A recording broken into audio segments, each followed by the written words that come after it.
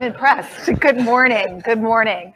Well, welcome to the next event on the agenda. And I'd like to thank and welcome Professor Anne Friedberg from Princeton and also longtime partner with NBR, and Dr. Richard Ellis, who needs no introduction to most of you in the room. So I'd like to begin with a very basic question. I'm a fan of knowing what right looks like. What should U.S.'s strategy, or what should the U.S.'s objective with respect to China be? Open question to both of you. Well, being a simple-minded person, I would start off with trying to understand the nature of the threat and challenge, and then the nature of the kind of international system in which the challenge exists.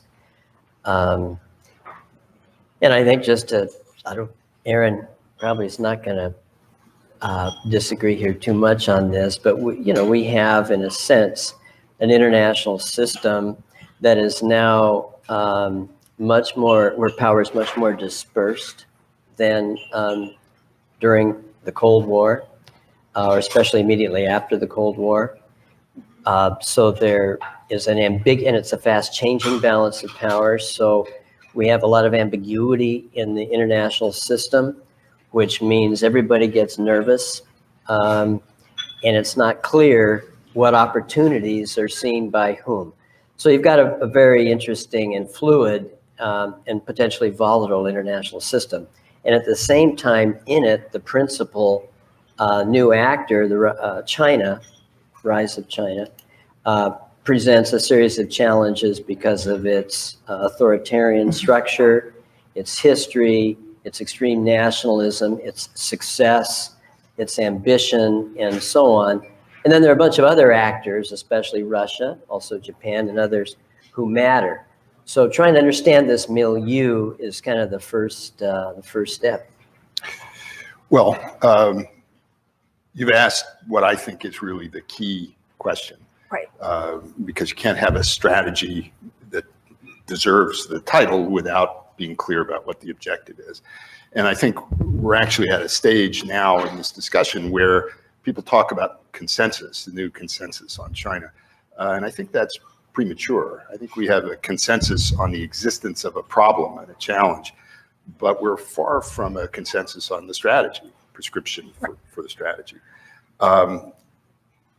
I believe that we've had a reasonably coherent strategy going back, let's say, to the end of the Cold War. It probably extends a little bit further back.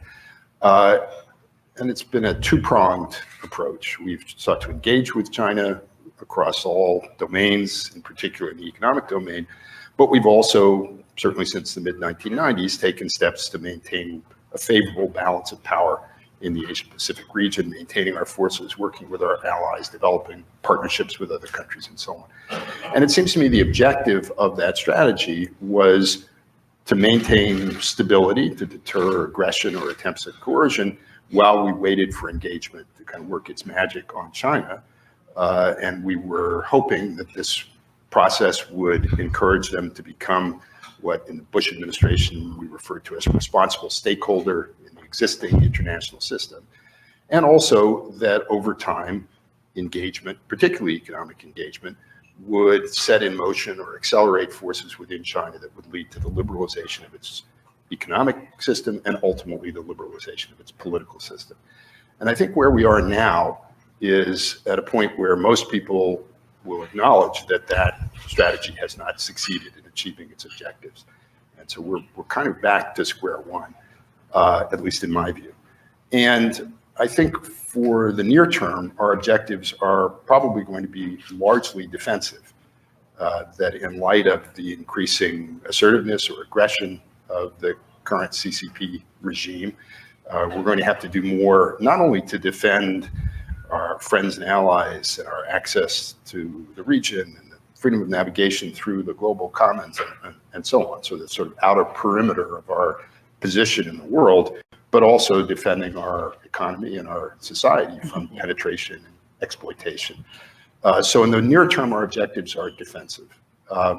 But in the longer run, I think there is a fundamental question about whether we can hope to have a stable, cooperative relationship with a China that is ruled as China is today by a one-party authoritarian regime. My view is that the answer to that question is no, and that in the long run, we have to, Senator Gardner quoted George Kennan. Kennan also said at the end of his long Telegram X article that the long-term objective of U.S. strategy had to be to await the gradual mellowing or eventual breakup of Soviet power. And I would substitute CCP power. But I think in the long run, that has to be our objective. You know, we really have two sets of goals simultaneously. One of them simply refers to the bases of power, paying attention to our own economic power, the economic power of like-minded states. So balancing China in particular and Russia as well, there have to be a group of states, unavoidably led by the United States, who have to pay attention to their sheer capabilities. So part of the competition is a competition between capabilities. The other part of the competition is engagement, trying to be influential and so on, diplomatic, ideological, military, and so on. But we have to understand that at this juncture, there are reasons we have to pay attention to the sheer capacity of our military forces, economic might, forming relationships around China, which together forge a better balance than would otherwise be the case. So they're kind of twin goals with regard to policy. So in this context, do you think China can be influenced? I mean, we've seen they've sort of opened up their markets. What type of influence might they be susceptible to? Well, I think to the extent that they've reformed and opened, as Deng Xiaoping said they would, going back to the late 1970s, they've done so largely on their own terms and for their own reasons. The CCP leadership, I think particularly after Tiananmen in 1989, was determined both to proceed with economic reform and opening within certain parameters, and also to forestall any possibility of meaningful political reform.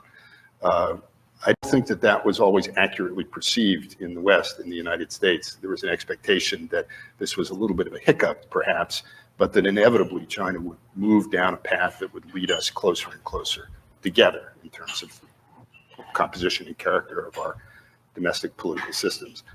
So yes, they've reformed and they've changed, but on their own terms and for their own reasons, and always with the eye to maintaining the monopoly on domestic political So it wasn't so much they were influenced, this was their own pursuit of. Yes, I wouldn't say there was no influence. I think at this point, the hope that we can kind of encourage the current Chinese leadership to pursue policies more in keeping with those that we would prefer by offering inducements, by being nice, essentially, is an empty one. I do think we can influence the behavior of the CCP regime in part by demonstrating the ineffectiveness of the tactics that it's pursuing. And that has to be the first order of business, to prevent them from succeeding in achieving some of the objectives they're pursuing at this point, as in the hopes that in the longer run that might deflect them. Yeah, I would add to that that there are probably some areas, not unlike we found during the Cold War, where there can be strategic cooperation.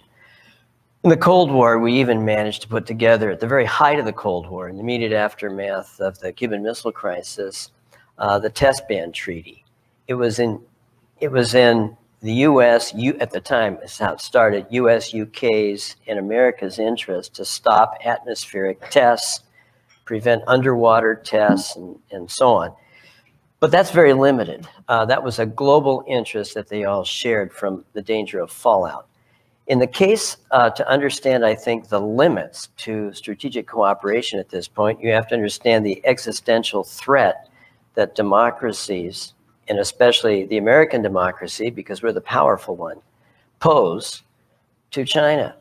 These are incompatible. Our system and set of values are incompatible with theirs. So regardless of what we do, there's going to be an intense existential competition as long as that regime remains as it is. So therefore, there's going to be tremendous insecurity on their part, tremendous sensitivity. So that translates to competition, especially given their ambitions and so on, around the world. So the success of a government to achieve its strategic objectives is correlated with its ability to marshal the country's resources in pursuit of those objectives. Can you talk a little bit about the U.S. strategy in doing that towards, in pursuit of objectives with China, and how China marshals its resources? Well, first on China, clearly because it's not a democratic system, it's an autocratic or authoritarian regime where the party state ultimately has all power, it's an easier proposition to demand that various actors in society accord with the wishes of the regime to mobilize resources, to extract resources for strategic purposes. So at least in the near to medium term, that's an advantage. There are disadvantages that kind of centralized regime has, and we've seen those in competition with centralized regimes in the past. On our side, historically, the United States has done well at mobilizing resources for strategic competition only after it's experienced some kind of setback or crisis. And that's because our system is not designed for purposes of mass mobilization. Right. We don't have a strong state. We have a relatively weak one. We have divided government. We have all kinds of ways in which different interest groups can influence policy and so on. And for the most part, in peacetime, in normal peacetime, that's the way we proceed. Unfortunately, it has usually taken some kind of setback to galvanize our system, to achieve a true consensus about the existence of the threat. And when that happens, our system is designed actually to allow a great deal of mobilization and focus. Once the Congress and the executive and the judiciary and press and public opinion come into greater alignment, it's possible to do a lot. Short of that, there are real limitations on how effectively we can compete. And I think the question going forward as we think about competition with China is how we can get closer to the level of preparedness and competition that I think we're going to need to achieve, forestalling a crisis, we hope. So in the absence of some kind of shock, I think that's where we are. And that's going to require political leadership. Yep. That's the only way to do that. That's right. You know, if you compare this, just to underscore Aaron's point, if you compare this era with the 1930s, there are a number of similarities, still economic insecurity, all kinds of engagement with authoritarian systems and ambivalence about them in spite of the gathering terrible news coming out of Europe and Asia. Tremendous ambivalence in the United States about the whole business and about our role in the world and so on. Things that we hear in it today so much of. And it took this horrible set of shocks to get us going. And in that slower paced world, we had the time. We also had an industrial sector that dominated the world. Today, our industrial sector is outsized by China's by 1.5 to twice in terms of comparative, just sheer size. And arguably, China's economy in many ways is more vertically integrated than ours, much like ours was in the 1930s, in fact. So on the one hand, you can see that we haven't reached sufficient consensus and sense of alarm to do a whole bunch. At the same time, we may not have the same capacity, which will give us the will, in fact, to engage like we did in 1941. So it's our hope, in fact, in events like this and all the work we're doing, that the American public and policymakers can understand just the gravity of the challenges we face and begin earlier on and not have to face the huge crisis, because that crisis may come too late. We may not have the chance to respond. You'd rather forestall the events as they unfolded in the mid-20th century.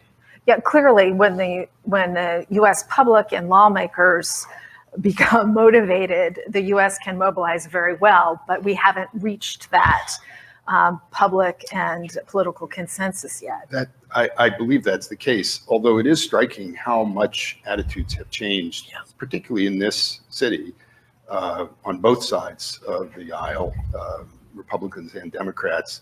I think there are any number of Democratic senators who would have given a very similar set of remarks this morning.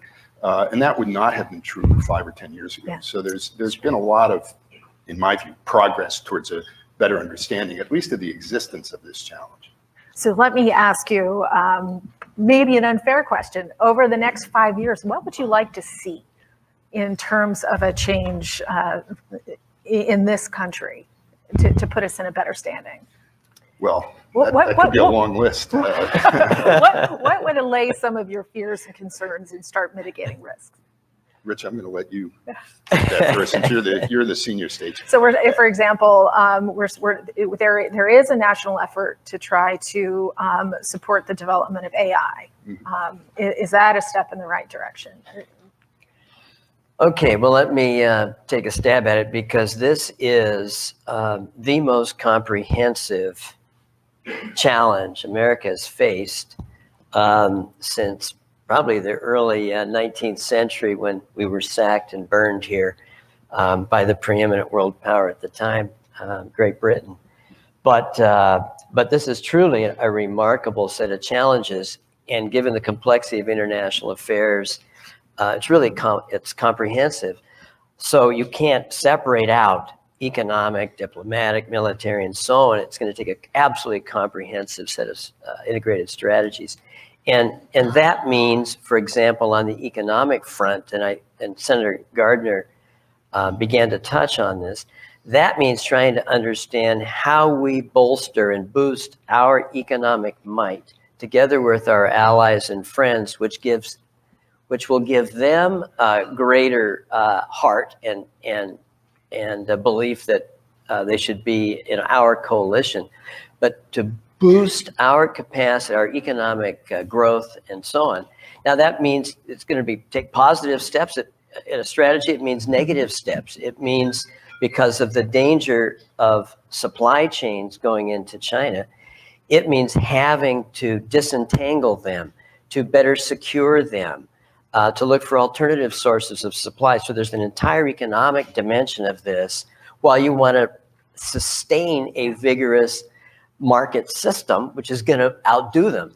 Very complicated. So at the same time, you're having to keep your powder dry, and that doesn't mean just sustaining, increasing our O&M budget, right? It means making major innovations and supplying major research, R&D, as well as new kinds of programs relevant to the kinds of threats, big power threats we're facing. And then diplomatically, in my view, maybe we can get there, it means handling those powers that most want us to fail, handling them in a very adroit, strategic way that encourages them not to work together, encourages at least one of them maybe to begin to understand its interests are mostly in siding with us. Disentangling, I'm going to pull the thread on the thought of disentangling U.S. and Chinese economies and reversing our economic interdependence. That's a big thought. That's a huge thought. Is that really necessary? And to what extent? If I could just take a stab at the previous question for a second. I agree with everything that Rich has said. I think, among other things, it's likely that we're going to have to sustain substantial increases in defense spending over a long period of time. So under the current administration, there's been an increase, but it's going to be very difficult to sustain it unless and until we have some kind of broad consensus about our fiscal policies, taxation, spending, entitlement spending. I mean, this is big. People talk about all of society and so on. Well, we have to come to some kind of resolution of those difficulties if we're going to be able to mobilize the necessary resources to engage in a long-term competition with a country like China with a large and still quite fast-growing economy. So that's one thing. Rich mentioned the defensive measures that we have to take because of the vulnerabilities that are created by the entanglement of our economies, and that's a big topic that we can come to in a minute. Just on the innovation front, there are both defensive measures we have to take to protect intellectual property, to reduce the extent to which Chinese entities have been able to penetrate and extract intellectual property from American and other Western companies. This is a process that's now seriously in gear. But I think most people would also agree there are things we have to do domestically in terms of our own policies in order to sustain the flexibility and the innovative qualities of our economy, including, and this is the sort of eat your spinach list, increased federal spending on basic scientific research and development, which has dropped off, improvements in K through 12 education, including in science and math, immigration policies that continue to attract people of ability to want to come to this country and become citizens and live and work here. So there's an array of things that we need to do. I think in our both in the ways that our political leaders talk about this challenge domestically and in the way we talk about it internationally, there has to be a greater emphasis than I think there has been to this point on this issue of values. And the point being that we have a system based on what we consider to be universal values, not American values, but universal values, that many others share our belief in the importance of those values, political liberty, religious freedom, and so on, and that we have to defend those. That, I think, is ultimately what is necessary to mobilize our people, and I think it's also essential to holding together a coalition to oppose a regime that denies the existence of those universal values and seeks to the extent that it can to weaken them. So there are many things that we need to do. Disentangling, should we talk about that? That's our Why favorite not? topic. Yes, it's a huge, I'm an economist by training, right? So that's a huge thought. I don't even know if it's possible. Do you want to talk about that a little bit? Sure, yeah, let me take a first stab at it. I've been dealing more or less in many ways with this issue since graduate school.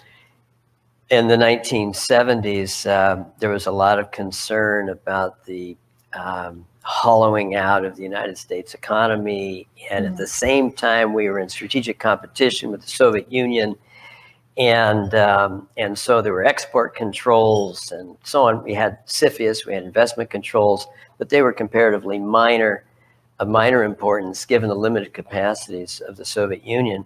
But export controls were a big deal, and failures in them, such as in the early 1980s, the Toshiba Kongsberg example and so on, they really did make the headlines. Well, today, given the international economy, the complexity and the interdependence, the idea that we're going to rely solely on export controls, CFIUS, and bureaucratic means of attempting to keep intellectual property from illicitly getting to China, wow, this is a big, tall order. It's almost it's incomprehensible, in fact, to me, given the failures in a much simpler era, that in this era we could even, by bureaucratic means alone, have any chance of stemming this. And yet, it's clear we have to do enormous things. Our supply chains are beyond vulnerable. To sustain a military effort, say it was kept even at a moderate level in Asia, with China clamping down, would be unimaginable. I mean, it's just, so what do? We can do a combination of things, and it's interesting. One of the things that we do at MBR, and I do personally, is serve to direct something called the IP Commission, the Commission on the Theft of American Intellectual Property. it's been highly effective in publicizing the degree of problem that we have in intellectual property theft and transfer. So we're looking for innovative ways in dealing with this complex world. One of the ways would be to try to introduce market mechanisms into this. A scoring kind of mechanism, which, like a FICO score, all economic entities in the world would hold a score based on how they have behaved in terms of protecting intellectual property and so on. And thus that kind of score would incentivize actors worldwide to work more with this one versus that one and so on, and maybe encourage change. But at the same time, boy, what a difficult thing to do. One last comment, and that is on tariffs. There is nothing like a sledgehammer to get people's attention. And the sledgehammer is actually way too precise an instrument for an analogy. This is, you know, I always like to say things, you know, close only counts in horseshoes and atom bombs. This is kind of like an atom bomb. Lots of, you know, stuff going on and repercussions all over the place. But I'll have to say this. One thing about the tariffs is that they have absolutely riveted everybody's attention on the degree to which China's a problem. And it's primarily China. China accounts for between 80 and 90% of IP theft worldwide. That alone, and then, you know, underlying that, this tremendous strategic competition. And pretty soon, investors, business people begin to realize, you know, this is a tough long-term bet. We better diversify our risk. And so I would argue that a little blunt instrument and some of the has been useful. And so we're going to see in a process perhaps already begun now, the redirecting of supply chains and a kind of reorientation in the global economy. Well, Rich has done a little plugging for NBR, and I'll do a little bit more. First, I think the IP Commission has been extremely important. It's really one of the first efforts to call attention to the extent of Chinese theft of intellectual property, going back, what, to 2013, 2012? That's right, yeah. So it's now recognized, I think, as having been a path-breaking effort and continues. Another somewhat more modest effort is underway that I'm currently co-chairing with Congressman Charles Bustani, re-examining the economic dimension of U.S. strategy towards China. We issued a first report in January, and we have a second one that's going to come out early in the fall. And of course, it's a huge problem, an ongoing conversation and debate. One of the challenges of doing a report on this topic over the last 18 months has been that it keeps moving and keeps changing, and policy keeps changing from day to day, so it's not been easy to stay ahead of that. So just a couple of comments on it. It really goes back to the point I was making earlier about the assumptions that underlay our policy towards China going back to the early 1990s, this idea of incorporating China into the global system and in particular into the international economy in the expectation that that would induce change over time, economic and political.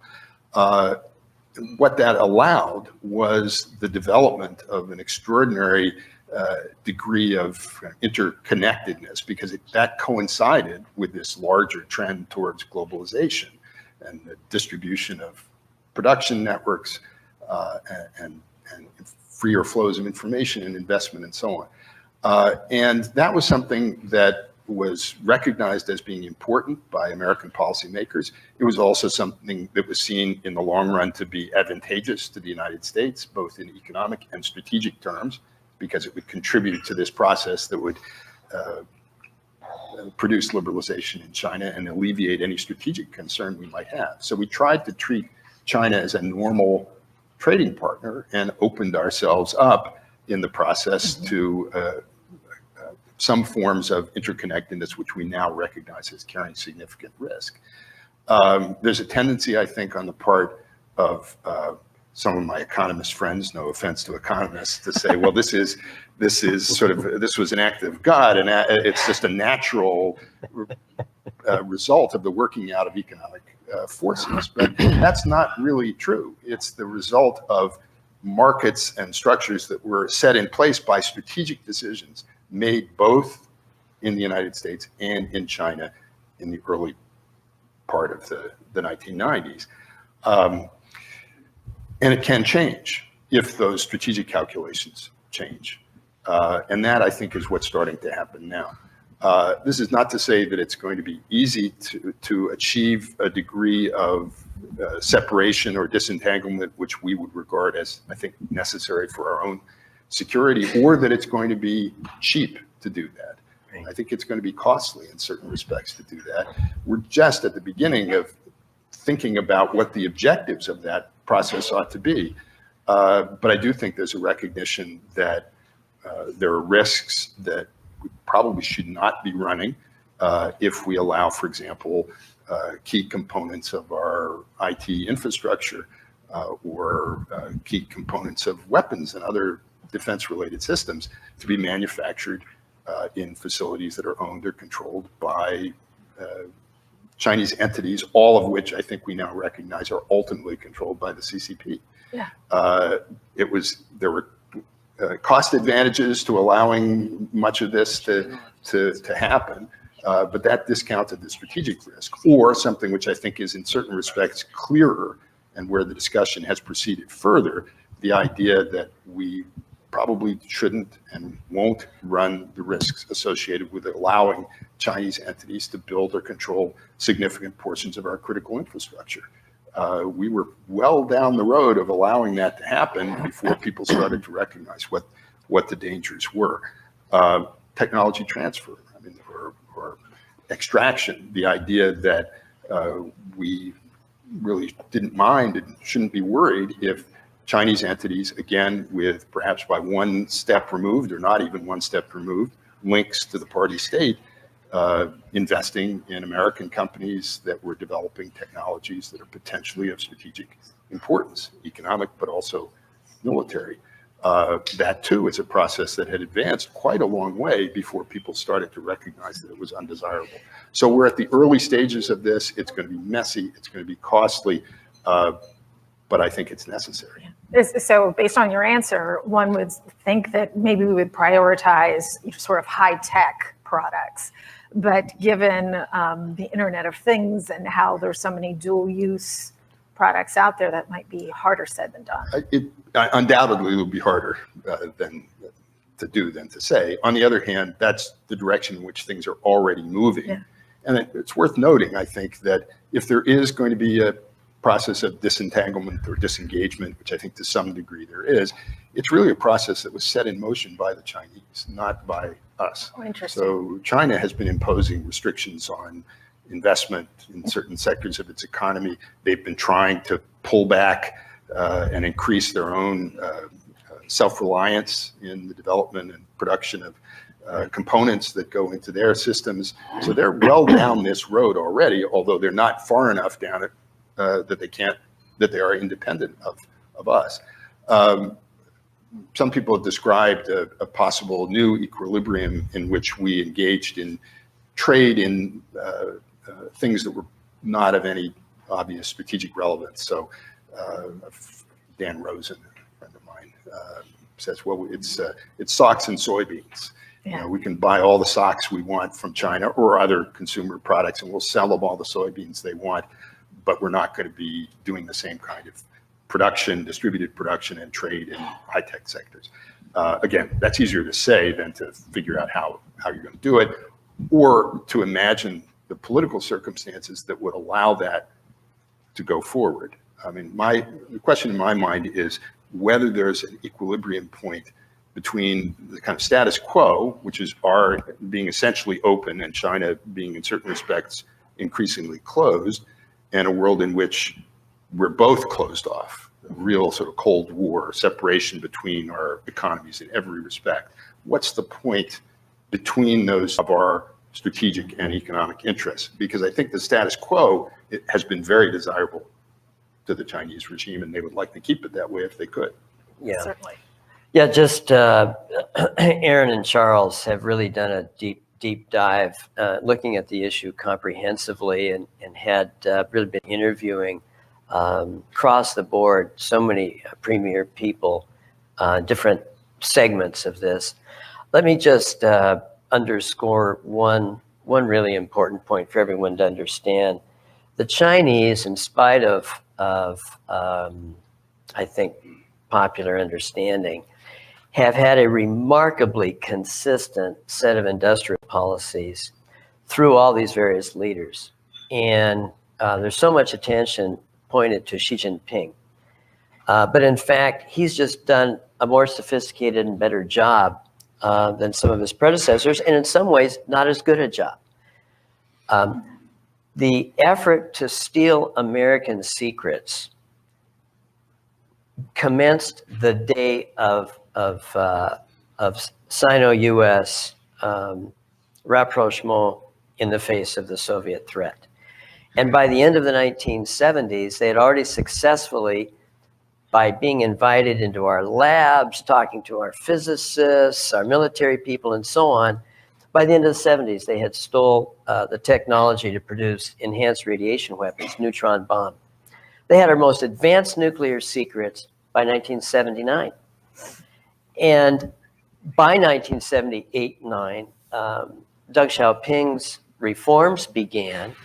And those 4 categories of reforms, including military modernization, by the way, those reforms were aimed at taking that lesson from the 70s and expanding it across the board economically through their students coming here, through strategic trade, taking on production and so on, and integrating themselves, not for the purpose of some joyous, market-driven kumbaya in which we all, rise our boats together, but no, for the strategic purposes of the party state, which was to enhance its own power, the country's power, and as Xi Jinping likes to call it now, achieve the China dream, which is no less than the reestablishment of the Central Kingdom as the major power in the world, and a system of international relations based on the Chinese model, which I think we need to look at, probably as if we're trying to anticipate, a hybrid of a kind of Leninist, international Leninist model led by China and its historic suzerain role. So we're talking about a hierarchy of states, not a global market-driven kumbaya. I just want to highlight something that Rich said about, which I think is very important, about the consistency over a long period of time, I believe, in Chinese policy or CCP policy and objectives. There's been some tendency in the last several years for people to blame everything on Xi Jinping and say if only he hadn't come along and sort of yanked the wheel sharply in the wrong direction, everything would be proceeding swimmingly. I think that's just fundamentally wrong. It's wrong on the fact, but it also creates a misleading impression, I think, which is if only we can outweight this guy, right, and someone else will come along, someone nicer, right, will come along, who will pursue different policies, everything will be okay. That's not going to happen. Xi Jinping, as Rich says, has been more aggressive, more open in certain respects in stating China's objectives, pushed harder along various axes where his predecessors were already pushing. I think he's done that in part because of what may turn out to be, in retrospect, an excessive confidence in the relative power of China and the United States, and a belief that the moment had come when it was possible for China to move ahead very rapidly.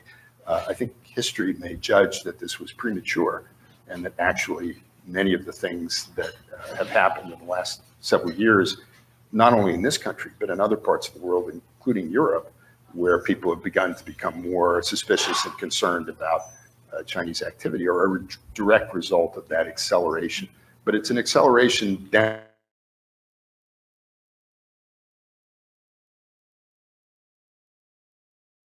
But as someone familiar, especially on this stage, but around the room, Nadej Roland has pointed out, Belt and Road is really Chinese foreign policy.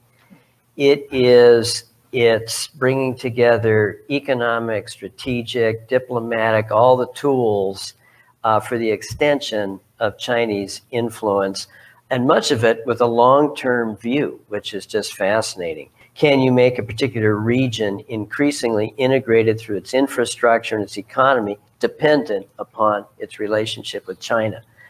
And so money-wise, and as I said, infrastructure, trade relations, security relations, and so it's global. I'm fascinated that it never makes the papers, but a couple of years ago, it was announced a major Chinese oil and gas company proposed to build the big new natural gas pipeline in Alaska. It's not the Belt and Road, and as you probably know, belt means land and road means water, but in any case, it's not that it just goes through Eurasia. It's not that it just goes through Southeast Asia. No, it's a global effort.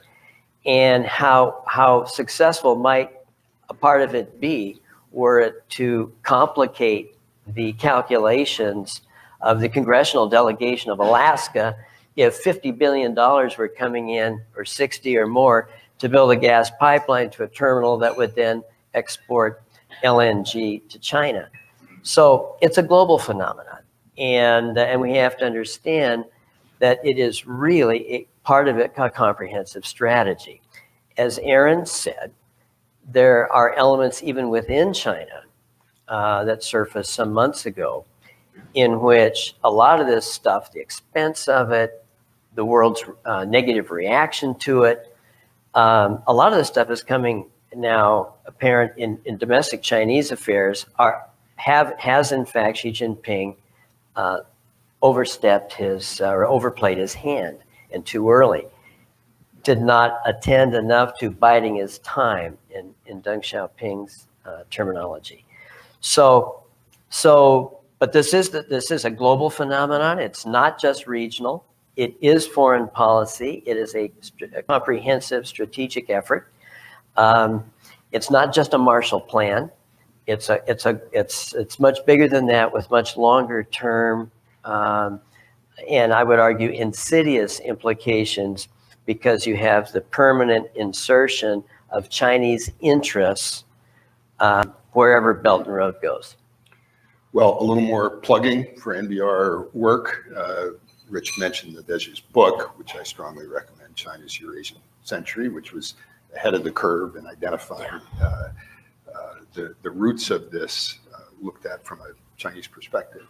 I agree with what Rich has said. This is clearly a strategic effort on the part of China to expand its influence, to extend its reach, to enhance its interests in various ways. It has this continental aspect and also the maritime dimension, but it can also be divided up other ways. There's a part of it that's clearly directed at other advanced industrial countries, particularly in Europe, and then a large portion of it that's directed to the global south, to the developing world, Southeast Asia, South Asia, Africa, Middle East, parts of Latin America. And I think in those parts of the world, Belt and Road has become sort of the principal platform for China to advance its interests. And they're varied, and the situation varies in different. Began at the end of the 20th century, the beginning of the 21st. China was principally interested in acquiring resources of various kinds, minerals, especially if, as I think they've anticipated for a while, their access to the market of the United States and other advanced industrial countries may be constrained over time. So Africa, for example, is now projected to grow in population, I think, to double by 2050, at 2 billion people. So potentially a very large market, a place where Chinese enterprises could establish productive facilities and take advantage of low-cost labor as Chinese labor costs increase. It's also, I think, a concern that the Chinese SOEs and other entities that are involved in this process seem particularly interested, not just in the usual physical infrastructure, bridges, roads in particular, building IT networks, and as I think people are increasing, this has substantial strategic implications. It could allow Chinese entities to have access to intelligence information, access to vast quantities of data, which can be used to fuel the development of algorithms for artificial intelligence.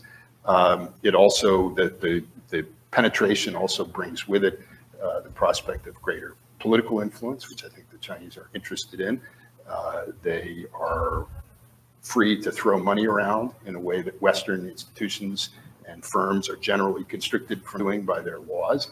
And that's having an effect, I think, of weakening democratic institutions where those may not yet have taken root and strengthening authoritarian regimes. They're looking for support in diplomatic confrontations with the West. Mao had an expression that he introduced during the Civil War, that he was going to encircle the cities from the countryside. And that was also a term that was used to describe some of China's revolutionary activities during the 1960s. And I gather that that term is now being used by some people in China to describe the long-term purpose of China's activities in the developing world, to influence and presence. So it's a big, big game.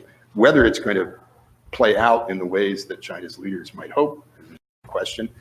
And as Rich mentions, there's been pushback against it in various parts of the world, growing dissatisfaction or unhappiness. Are some of these ones predatory, for example? Right, that's one part of the question. I guess the last thing to say about it, though, is a lot of the commentary, even now, I think in the United States and in the West, assesses what the Chinese are doing with reference to standards that are probably not applicable, sort of cost-benefit calculation. And this has led people to conclude that this is sort of foolish and they're wasting money and this pipeline will never pay off and so on. Well, in fact, it's quite possible, I think it's likely, that from the perspective of China's decision makers, some of these investments are a form of, if they're a strategic investment, they're a form of insurance. So they're willing to pay a premium to build a pipeline that will bring natural gas across land because they fear that in a conflict, the United States might interdict supplies that come by sea. So we have to try to understand what their motivations are rather than projecting our own standards onto what they're doing. Following on the topic of China's influence on other countries, do you believe that there are countries like Singapore, for example, who feel pressured to pick sides? Everybody's feeling pressured to pick sides. I mean, you have, it's interesting, if you look at the structure of international relations today, there's a re-emerging bipolarization. You've got two poles, basically, the United States and China. You have this strategic competition, which is being clarified now in everybody's minds around the world.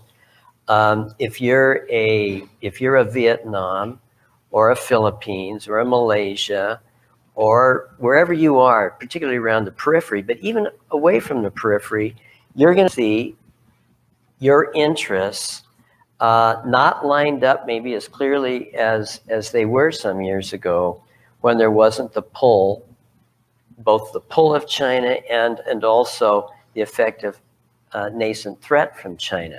Nascent threat may mean if you can't deal with it in any other way, you're going to bandwagon. So in the case of all these countries, a smaller country has to make a really tough set of calculations, economic, political, diplomatic, military, as to how it's going to play this game. And in an ever-changing balance of power, this is very fluid, in which Chinese capability increasingly puts at risk our forces in the Western Pacific, then you're going to, if you're the Philippines or wherever you are, you're going to have to think, wow, I need to engage both sides. I'm not sure who the winner is going to be. I sure wish America, we loved how it was. We could kind of do whatever we wanted, engage, whatever. We had a lot of freedom here. It's not that comfortable anymore. China's going to have some demands, but we can't ignore them. And so in every case, it's amazing how many places are now in play that wasn't the case just a few years ago. Some places are not in play, like Japan. Japan understands its interests closely with the United States as clearly as anybody. But it's amazing how many places are in play. And it's not that we're not putting some places in play that we wouldn't have imagined to just a few years ago. North Korea, for example. So North Korea is potentially in play, not because American power is increasing in the region, which gives North Korea increasing incentive to try to deal with us, and or increasing incentive to side with China. If you look from North Korea's perspective, its principal threat, historically and now, is not South Korea. South Korea is not going to invade the North, and it knows it. It's not Japan. Japan's the last country in the world to go on the mainland of Asia, invade somebody. They can do all, they've proven, the North, humiliate us, kill our troops, rattle their sword, blow up nuclear weapons. All we do is seem to get mad, but we don't do anything. Their principal threat is China. So our reaching out to North Korea is based on the fact that North Korea's principal threat is from the North, not from the South or from us. Now, China is acutely aware of this. And so China has summoned Kim Il-jung to come to Beijing time after time. Xi Jinping's going to go to Pyongyang apparently shortly. So China's acutely aware that it can't afford to have North Korea in play. So my point is that really everywhere in the world is really potentially not unlike in the Cold War, although there were rigid alliances and so on, but the Soviet Union often thought parts of Western Europe were in play. Like that, we're seeing in a bipolar world through all over the place, nations in play. It's a global competition. We used to focus very much on the Asia-Pacific region and be concerned about the disposition of countries there, and that's still a concern. But as Rich suggests, this is now blossomed and expanded and is truly global. A couple of things on this issue of choosing sides. I think the United States, until very recently, was not pushing anyone to take sides. I think our position, again, looking at the Asia-Pacific region, was go ahead and have your economic relationship with China. You can have that as well as having a close security relationship with us, Australia as an example. It was the Chinese, the CCP regime, that was saying, you can't expect in the long run to enjoy the great benefits that you gain from your economic relationship with us if you continue to side with the United States. And the Chinese were the ones who were suggesting this, and they still are, and they're doing it, I think, more openly. More recently, I think the United States, at least in particular cases, and especially in the technology domain, has been saying to partner countries, including some of our closest allies, you have to make some choices about whether you're going to allow Huawei to build portions of your critical infrastructure. And if you do, there may be negative implications for your relationship with us. That's a rather new development. I think the U.S., what the U.S. has offered many countries, particularly in the region, but not only there, has been a mix of security assurances and also economic opportunities. And we have to double down on both. I think we have to make certain that people believe that our security guarantees are credible. That what Senator Gardner said earlier is true, that the United States isn't going to be pushed out of the region and is by virtue of geography and history and Indo-Pacific power and so on. That's a message that has to be reiterated, because one of the things that Chinese interlocutors say to their counterparts in Asia is, the Americans are not here forever. We are. You have to deal with us. You better be careful about getting on our bad side. So we need to reinforce the credibility of our security commitments. But we also have to make sure that we provide the greatest possible opportunity for others who are being drawn closer to China because of the gravitational pull of its massive economy to benefit from continued economic interaction with us. And if we're threatening or imposing tariffs on our friends and allies, I think we're doing exactly the opposite.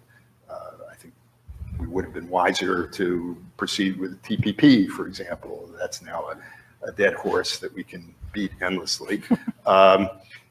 because if we don't, whatever the economic implications of those kinds of agreements may be, we are contributing to China's efforts to essentially to draw others closer and closer to it. That is an inevitable, and I don't think many of the countries in the world or in Asia in particular want to be in that sphere exclusively, but we have to make sure that they have options. Yeah. You know, let me bring this back to the National Asia Research Program. As in the Cold War, and again, I think even more so today, we have to understand the interests, kind of the strategic position and interests of an amazing number of actors in between the US and China, although if you look at a map, it doesn't look like they're in between, but in fact, it's in this periphery. We have to understand the interests, motivations, interdependencies, histories, and so on of an incredible number of states that in the end could be extremely strategically important in this competition. So understanding many Southeast Asian nations, Europeans actually, all around the world, we have to understand these places better than ever. We need new generations of specialists, of area specialists. Area studies declined after the Cold War. The traditional disciplines reasserted themselves, and we need to reinvigorate area studies. We have to understand places again, that actually places are different and peoples are different, their histories are different, because if we're going to be wise in our dealings with countries that matter now in this big game that we're playing, we got to know them better. So hence the need to nurture new generations of area specialists. I agree with that. As a practicing political scientist, I can confirm that this is a major and ongoing issue, and the thought that everybody is not just a rational actor with one substitutable for another is a shocking insight for some people, but really shouldn't be. I guess the other thing I would say about this effort, I mean, in addition to the analytic and intellectual labor that Rich refers to, which is critically important to conducting an effective strategy, I do think that aside from material interests, security, or welfare, the ideological component is critical, and that the countries that we are going to be closest to in the long run and who are going to feel confident in relying on us and with whom we can cooperate most closely are countries who share with us certain basic values and beliefs. We shouldn't be shy about saying that. Yeah, well, in fact, in international affairs, it's interesting. In the end, values, in spite of the fact that we have in our minds, we kind of separate out Wilsonian foreign policy versus realpolitik and so on. The reality of international affairs is values are always important. And once again, they're simply paramount. We would not be nearly as concerned are today the voices of human rights organizations, for example, would not be heard. Were China a democratic, rule of law-based society, magnificently successful, we couldn't mobilize very many Americans over that. But in fact, there are fundamental values that are simply critical to our lives that are at stake. And so understanding that, and understanding at the same time authoritarians' paranoia about freedom, democratic values, rule of law, all the things that they don't have and don't stand for, their sensitivity to it means the competition is going to happen. They've been at war with us. It was a great comment I heard one time in the White House. It was, you know, if somebody's at war with you, you're at war with them. You may not realize it, but, you know, you're at war with them. And this is a set of actors overseas that have been quietly at war with us for a long time, trying to beat us and trying to supplant their values for ours, trying to protect their own, their vulnerable. Right. So in any case, I can't underscore that enough. yes, this is another shocking insight that I should highlight for political scientists. Not all nations are the same. They're not all billiard balls that interact in similar ways or predictable ways under the same circumstances. And have different objective functions. Their domestic orders, their political structures matter tremendously in the ways that they behave in international relations. All right. My last question. The thought of an alliance between China and Russia, I think, is terrifying to most. What should the United States do to make such an alliance a lower probability? Okay, well, this is, I'll plug one more NBR book, why not? Bob Sutter and I, Bob led a multi-year project that looked at the Sino-Russian alignment. We had 50 papers written, a whole bunch of great meetings. I mean, over 100 top specialists in the world focused on this. Understanding what drives those two together is fundamental, and we can talk about the complex interests and where their interests might overlap or not.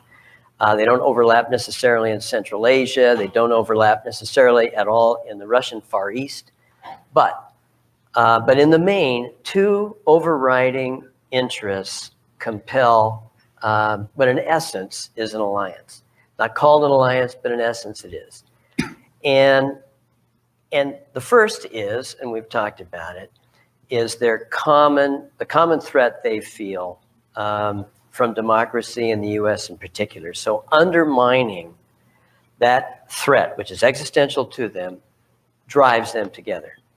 Secondly, they have complementary interests. In my view, this is the one that is least understood.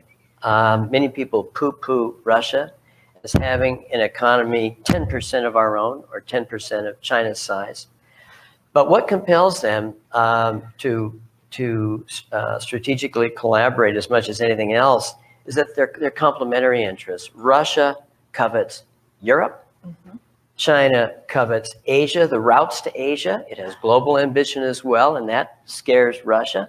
That long-term, the sheer power of China and long-term goals of China are not shared interests with Russia. But, boy, for the interim period, some good long period, they have complementary interests. So they can divide our attention. They can divide our forces. We gave up during the immediate post-Cold War era our capacity to fight 2.1, at least 2 wars in different theaters, a war in each theater. We gave up that capacity. They divide our strategic attention. And so they can see the day when America might falter and Russia could achieve its goals in Europe, China in Asia. One last part of this, and I want to compare it to the Axis of the 1930s and 40s. Japan's economy, when it attacked the United States, was what percentage of America's economy?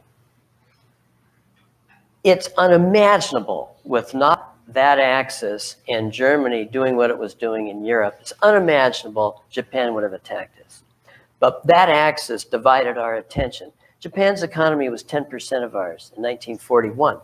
So those who discount a weak Russia as really being an actor of importance don't understand what it means when you can divide the will, the capacity, and so on of the only possible adversary you've really got. No one else can stand up. There's no alternative to the United States. So I would argue that the number one threat to the United States, military threat, security threat, is the potential for our forces to be divided in those theaters when we're not prepared to do so. We are not prepared to fight major wars in Russia, in Europe and Asia at this time. On the ideological theme, in contrast to the early stages of the Cold War, where the Soviet Union and the People's Republic purported to be share a common ideological outlook. They're both communist powers and wound up arguing about who should be the leader and who was the best interpreter of doctrine and so on. China and Russia presently don't have that problem. They don't purport to share an ideology, in a positive sense, but they share a negative ideology, an anti-ideology. They're both fearful of liberal democracy. And that, I think, may enable this alignment to last longer than if they were arguing over questions of doctrine. Yeah, well then, and they have gone out of their way to acknowledge the disaster of the Sino-Soviet split. They are explicit about it. We will not repeat that. They say that explicitly because, frankly, looking back, arguably, that's what really undid, that's what enabled us to win, together with some other things, but that was critical to our victory in the Cold War, and they have vowed not to repeat it. They also have, as Rich suggests, a number of complementary material interests. In addition to the strategic one, China needs resources, and that's one thing that Russia can provide. Russia needs capital, and that's something that China can provide.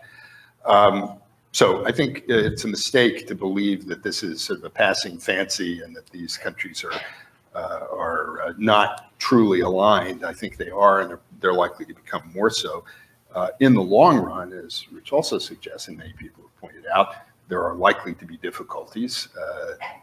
Russia was, for a long time, the big brother, and it is no more. China clearly is, and that's not a comfortable position for the Russians to be in. China, as it pushes to the west along the continental axis of the Belt and Road, is moving directly into areas that the Russians have long thought of as their preferred sphere of influence. They do seem to be finding ways to cooperate even with that, but there are likely to be tensions in the long run. And that's something we should be alert to.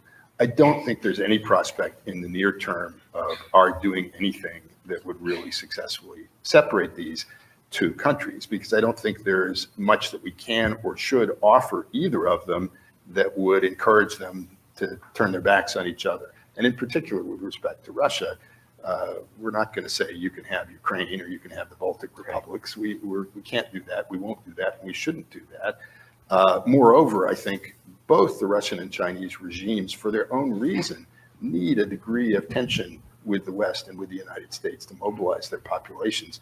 And this is certainly true of Putin in Russia, who sort of built his whole identity around this. So for the time being, pending some change in the character of the Russian regime, which seems more likely than a change in the character of the Chinese regime, I don't think we should be toying with the idea of doing a sort of reverse of what Kissinger and Nixon did with China in the late 60s and early 70s. I think that's an illusion. We have to be in opposition substantially to both, which, as Rich says, means we have to take seriously the possibility of a variety of scenarios that could be very stressful for us, including military scenarios. So Aaron and I are not exactly twins, separated at birth. And I'm not as well shaven as he is, but in addition to that, I think there's something we can do. I think there's some things we can do, and that we have to do. Since this is the #1 threat, that alliance operating, those two operating in different spheres and dispersing the United States strategically. #1, we have to, it's going to be hard to deter China. It's bigger, stronger, harder to change that party state, harder to deal with it. But Russia is weaker. Russia's interests are at best ambivalent with regard to China. And we can deter Russia. If I were president, I wouldn't have had those, I don't know, hour-long conversations that I know President Obama had with Putin. I'd probably have a 90-second, 60-second to 90-second one, which is, you're first to go. You're not going to do anything in Europe. I don't care what China's doing in Asia. You're not doing anything in Europe because we're taking you out. So I would deter Russia. I would also hold out carrots down the road. If you pulled your troops back from Eastern Europe, if you did a few things, there are things we will do with you economically. There is a relationship with Japan you could have. You could have a pipeline with Japan. We might be able to do some things. But don't you count on that alliance with China, because we're taking you out first. And so I would focus the clearest deterrence on Russia. and to have it recalculate exactly what its strategic interests are. Well, since Rich has opened up some daylight between us, I'm gonna pry away at it just a little bit so we can end on a note of dispute and disagreement. I actually don't think we disagree. I just don't believe that there's much prospect for making progress along these lines with the current Russian leadership, because I think they're so heavily invested in their current position of opposition to the West and to the United States. Moreover, I do think we have to differentiate between the challenge that the two pose, and in particular, let's say in the military domain. In the long run, the challenge from China, I think, is much greater. I think the prospects for Russia actually successfully conducting large-scale military operations that would extend a long distance from its borders are limited and likely to remain so, which isn't to say that they couldn't do some very problematic things immediately around their periphery, including against the Baltic states. But of course, the current administration has kind of put these two together in talking about a new era of great power competition, and I understand that, and I think there's a reason for doing that. But it is important, I think, to distinguish the nature of the challenge that's posed by the two. Russia is a declining and deteriorating power. I think its strategy is aimed much more at destabilization and weakening the West, keeping the West divided and off balance. China benefits from that, even though that's not, they're using very different tactics. But I think Russia is playing a relatively weak hand, whereas China conceivably is playing a much stronger one. Yeah. You know, it's interesting that when the big new strategies came out, they talked about the two separately. But starting this winter, first in the intelligence community and then in the Department of Defense and State, we've seen that it's the alignment itself that is also a problem. It's not just the two separately, it is the alignment.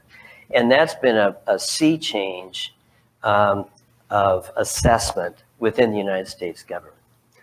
Yeah, by the way, just on that, there are still things, even though the Russians had a significant fall off in their investment in their military capabilities and a dramatic deterioration in the quality of their armed forces after the end of the Cold War, they've reversed that to some extent, certainly since 2008. And there are still some areas where they have a great deal of experience, and certainly where over the last 25 years, China has benefited tremendously from transfer of technology, knowledge, expertise. The Soviets were the world's leading authorities on how to try to track American submarines. They were the ones who first explored the possibility of anti-ship ballistic missiles. They have developed some remarkable weapons, super cavitating torpedoes and so on, that the Chinese have been interested in. So they still have some areas of expertise from which the Chinese benefit just in the military domain. One last shot. If you go back to, say, 1939-40, before Japan swept out of China and in 1941, if you went back there, it was still very possible, had the United States had a strategic foreign and defense policy, instead of being driven by the Neutrality Acts and isolationism, which was absolute reverse strategic. I mean, unbelievable to study that period, how we encouraged aggression by promising not to be involved when we were the principal actor, potentially in international affairs. But in any case, had we not been in that state of mind, we could have deterred Japan and Asia. Had we just told Japan, you know, we're not going to deal with Nazi Germany right now, but we're going to, you know, we're focused on you. Don't do anything anymore. Japan would not have invaded Southeast Asia. It would have not bombed Pearl Harbor. So there were ways to deter then, which I think are analogous to our situation today. All right, do we have time for some questions? All right, start there. Can people identify themselves? Yeah, if you could stand up and let us know who you are and where you're from. I'm Peter Humphrey, an intel analyst and a former diplomat. I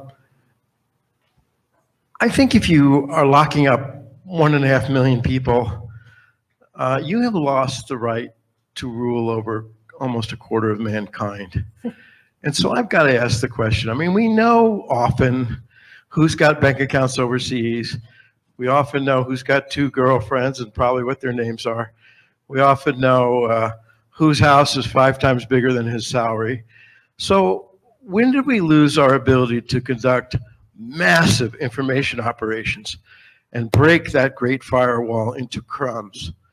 We can do this, and I'm just puzzled that this campaign hasn't started. So can you talk about that, why we're so placid here? Extends not just to the human rights but it extends to, for instance, IP theft. Anytime you're going to, and of course, it would not just be an information thing.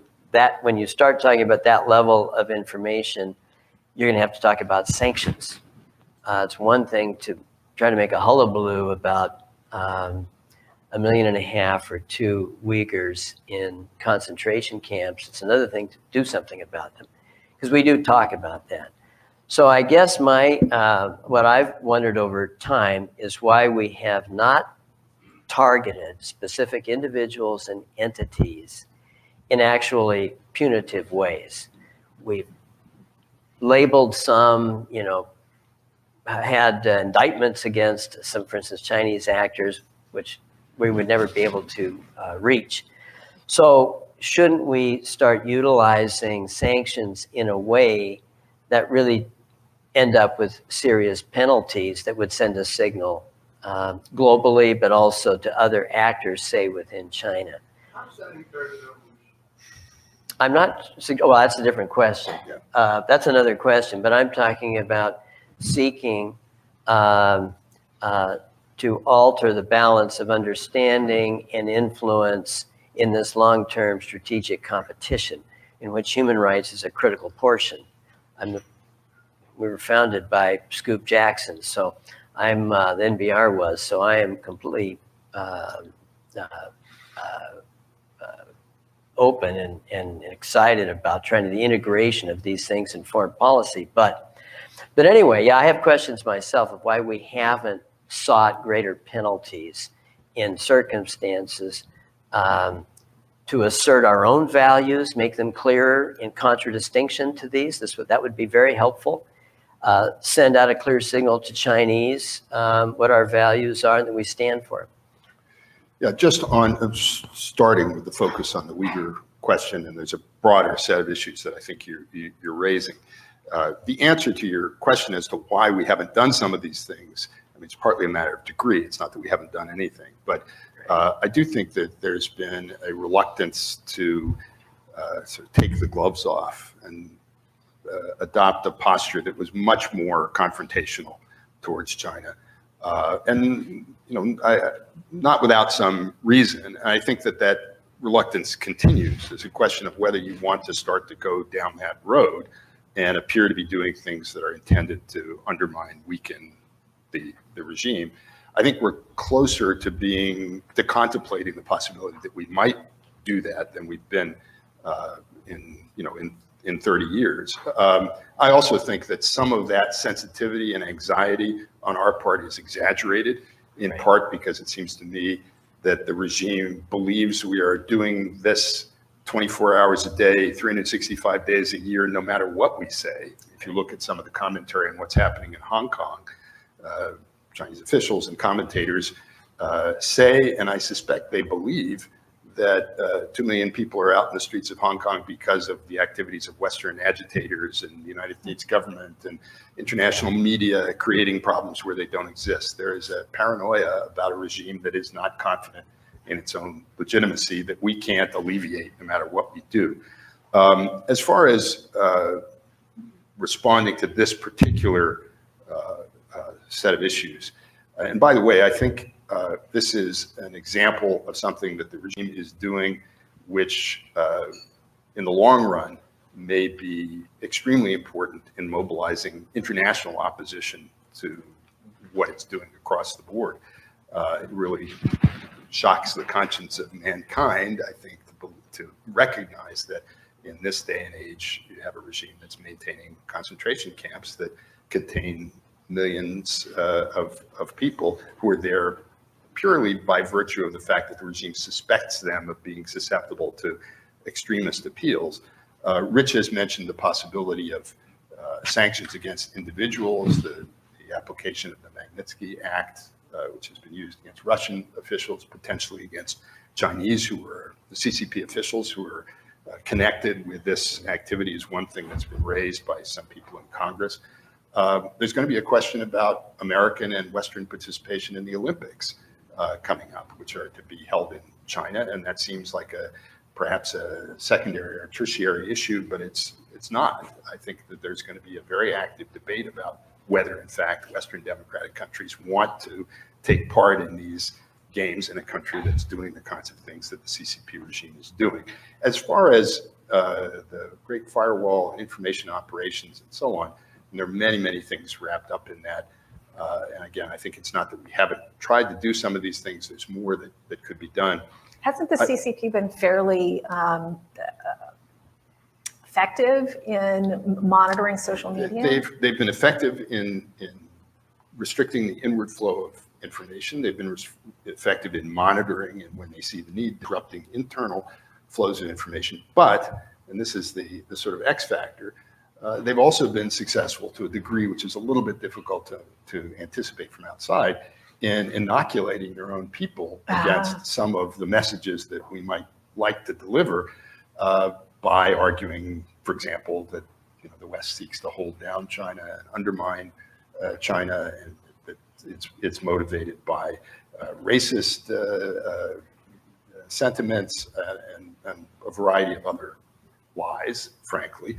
But specifically on the question of Uyghurs, I'm not sure if you took a poll what average Chinese, who are mostly Han people, would say about what's happening in Western China. And I'm afraid that some portion of them would say these people, the Uyghurs, are dangerous or they're ungrateful, or we're trying to help them develop, similar things to what people have said about what's happened in Tibet. So we shouldn't assume that if we flip the switch and flood all this information into China, it will have the effects that we would desire, which isn't to say we shouldn't do it. But the situation is more complicated than it was, for example, during the latter stages of the Cold War, where you had people on the other side of the Iron Curtain who pretty clearly were hungry for information and very receptive, as it turned out, to the kinds of things that Western entities were broadcasting and transmitting. This is a more complicated problem. Yeah, and going back to your first point, Aaron, today, when it comes to sanctioning individuals or countries, in particular China, over whatever, our complex relations, the complex interests we have, the enormous economic interests, the companies and so on. So our lobbies here in Washington, non-human rights lobbies, are almost always against these kinds of sanctions because they're going to disrupt business. They're going to disrupt the global economy potentially. So in the case of China, this is an extraordinary concern versus what it was in the Cold War. Or any other country that we're dealing with today. Or any other country. Russia, for example. Right. So there's a concern, I think it's legitimate, that if we start issuing warrants or arresting people around the world and trying to bring them to justice for things that they've done, Chinese officials, as we've seen, are perfectly willing to do the same to foreign nationals on their territory. They've been very careful not yet to do it to Americans, not prominent people. There are some people with dual citizenship who were in legal difficulty in China. But again, there's a reluctance to go further down that road. And it's understandable. We have to weigh the costs and benefits of ratcheting up this atmosphere of confrontation and competition even above where it is now.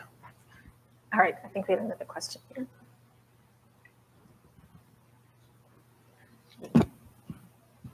Dan Lieberman.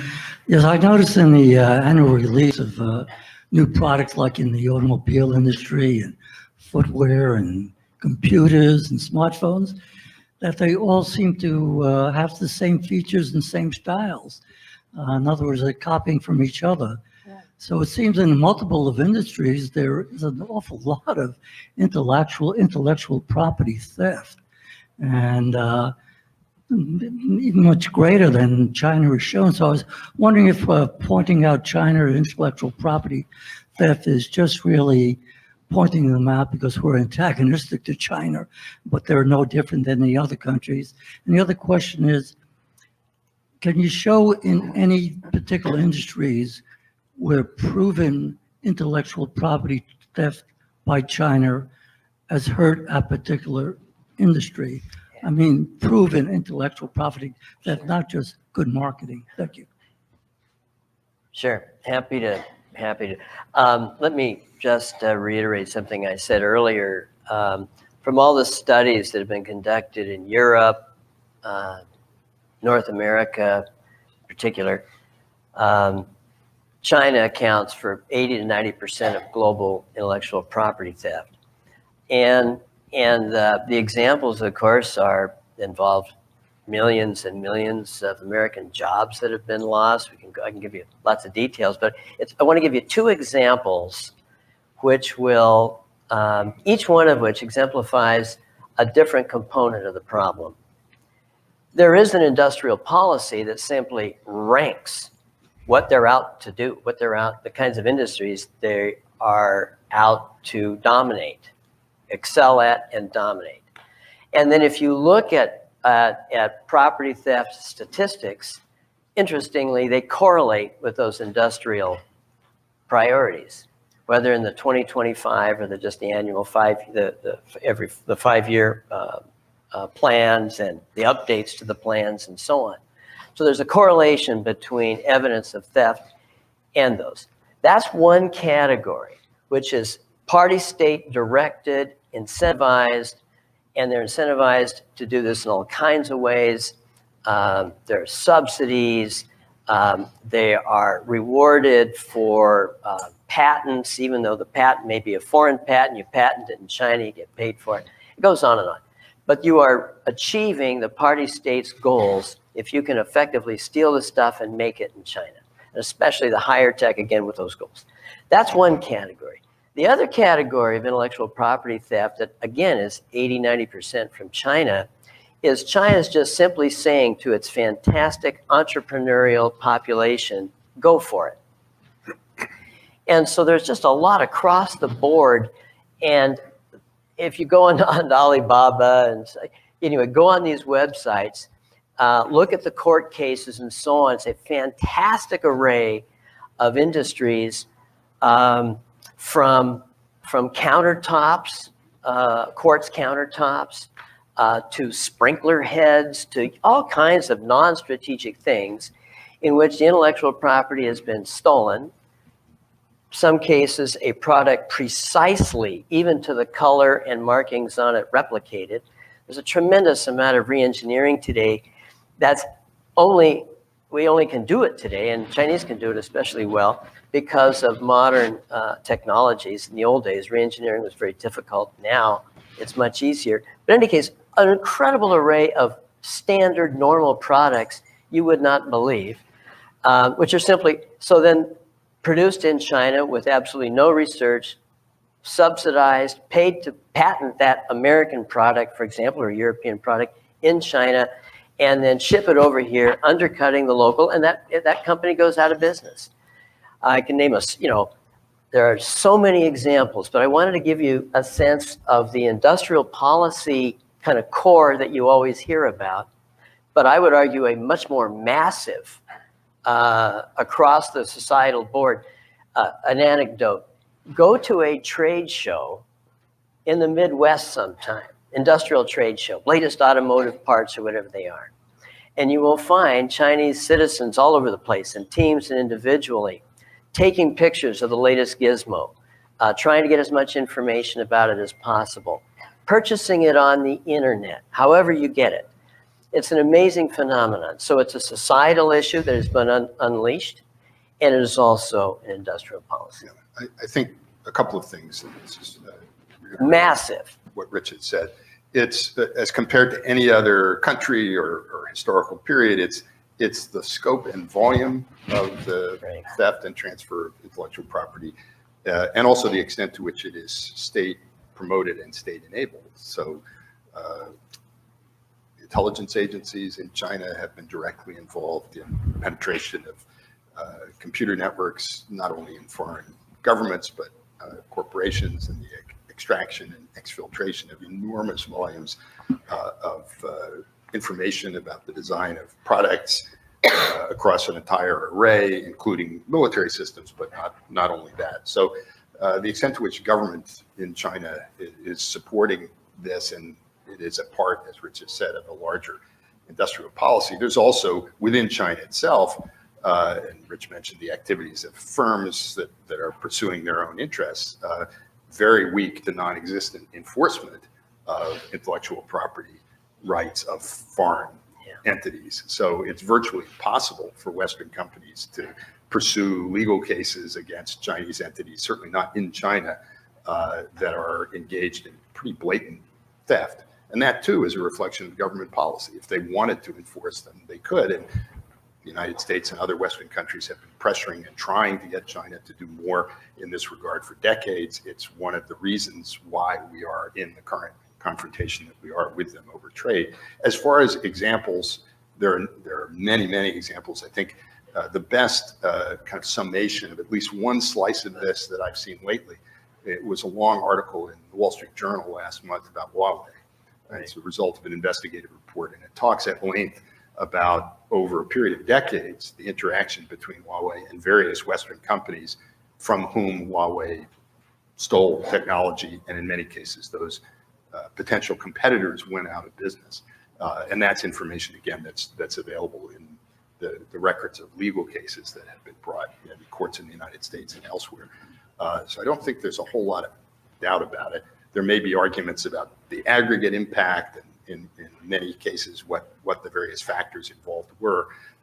But I think it was General Alexander who said this is the largest theft and transfer of intellectual property in the history of the modern world. Of wealth. Of wealth. Of wealth. So it's not just a few things here and there. It's absolutely central to China's development policies, which, if I could say, and again, something Rich said earlier, are key to its strategic objectives. This is not solely or even primarily for purposes of promoting the well-being of Chinese people, ordinary Chinese people, or even the wealth of Chinese companies. It's for purposes of promoting the power of the Chinese party state in relation to its society, but also in relation to other countries, in particular the United States. It's not incidental, it's central. Yeah, and it goes back 40 years. So from the very get-go, the Chinese understood the extent to which, for instance, our federal labs were vulnerable, our universities, and how we conduct research and how open our professors are, and so on. So when you think about it, you don't want to equate this with cyber.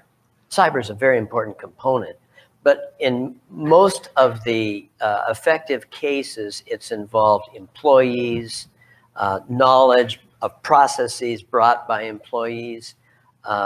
It is physical, industrial espionage with Chinese spies, in addition, working in cahoots with companies and so on.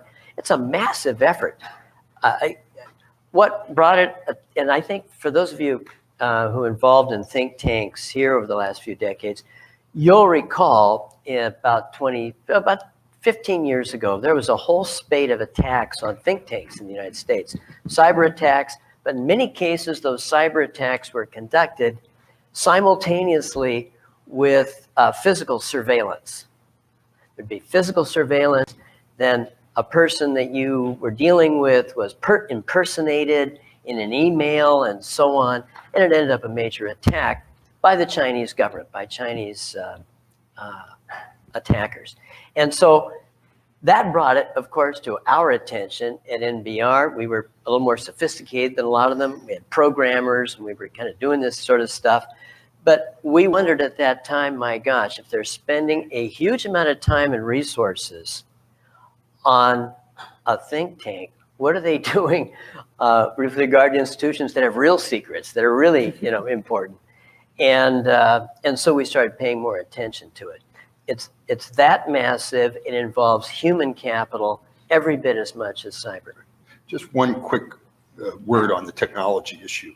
It's central to the regime's efforts to achieve its objectives in every domain, in the economic domain, in military competition, in control of its own population. Technology, which at this point still has to be acquired in key areas from the West, is central to the regime's goals and plans. That's why it's pushing so hard to acquire the technology now. Yeah, and I would say one other thing, and you all know, I know you're all familiar with this, but really this technology does seem to suggest that the first truly totalitarian state could be built. It's being tested in Xinjiang, but this technology does look like it holds the potential for societal control, unlike even authors of 1984 and similar books that could contemplate. Well, on that ominous note, I think we're out of time. Please join me in thanking our panel.